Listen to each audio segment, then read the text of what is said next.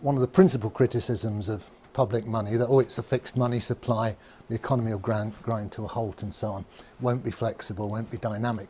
Nonsense, we can lend it as well as spend it. So in that case, we add on these two new money flows. The state lends it to, well, we don't want to lend it to any Tom, Dick or Harry perhaps. We want credit-worthy, what we might call principal borrowers. Typically a bank. And the banks could perhaps participate in reverse auction. The state could say, well, here's 100 billion new money, we're going to lend it to the best bids. Okay, you guys submit your IOUs and we'll choose the best one. So it's a nice free market way of doing it. It has a side effect that wholesale interest rates are set by the market and so on. So don't get fazed by people saying that our money supply is fixed and inflexible. There's other ways of doing it. Obviously the state can lend zero interest to public infrastructure projects as well. I'm just highlighting this because it's something I've been discussing with Bill Still, who's on the libertarian ticket, and he wants some free market answers to meet his critics. Right, here's a basic operation. It's how the banks make their profit, among other ways. It's the main way they do it. So banks have this neat way of adding numbers to your loan. You know, you take out a £100,000 mortgage and you look at it in a few months' time, and if you've not been meeting all your payments, it's suddenly 101,000.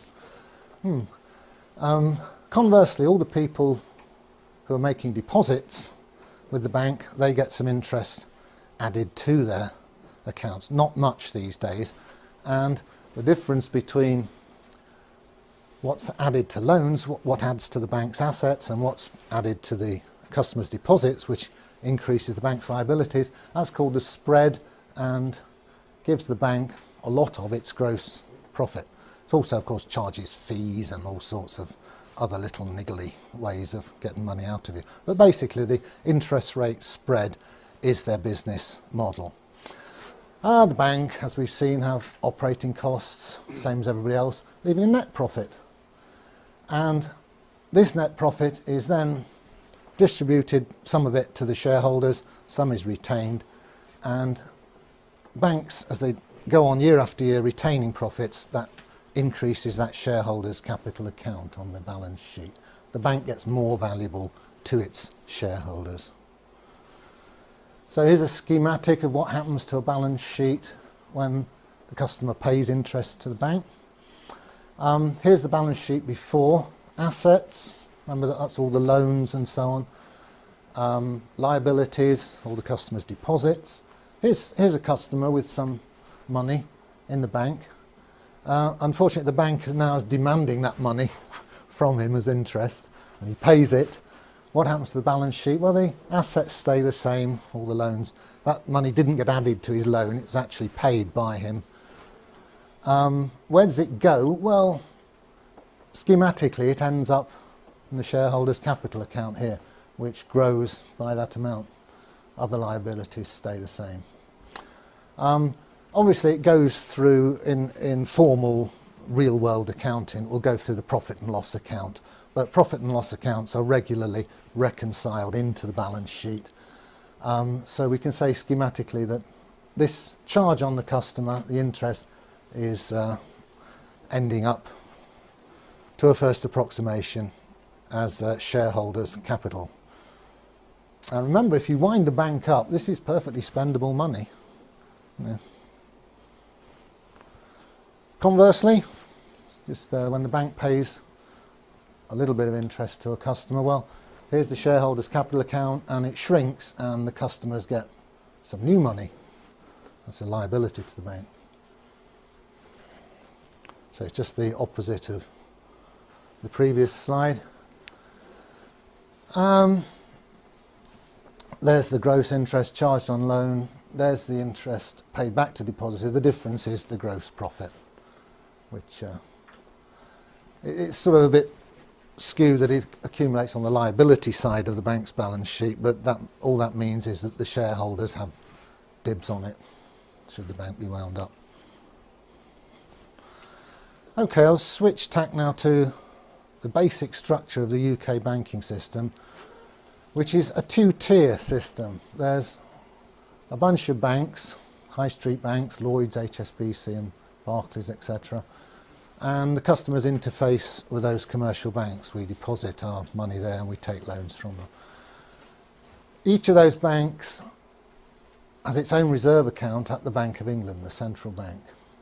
As we'll see, the numbers here that the banks have on their asset sides have different qualities to the numbers here, the ones we get to use, or renter currency. We can't get our hands on the stuff there, unfortunately, although we own it, the bank. So here's a schematic of the two-tier money system. Here's us out here in the economy using what are called broad money numbers. Those ones that have been lent into existence, they're just called broad money. There's a lot more of them than what's called the base money, which circulates between the banks. Goes from one reserve account to another within the computers at the Bank of England.